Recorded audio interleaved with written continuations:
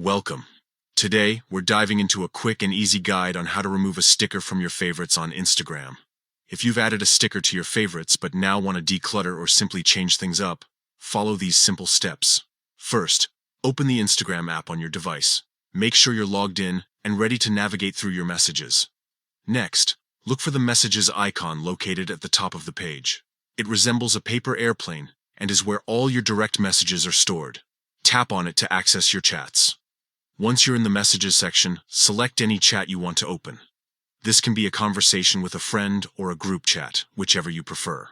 Now that you're in the chat, focus on the message box at the bottom of the screen. Here, you'll see various icons for sending messages, photos, and stickers. Click on the sticker icon to open up the sticker options available to you.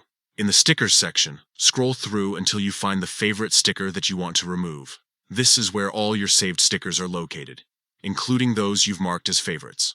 Once you've located the sticker, click and hold on it. A menu will pop up with several options.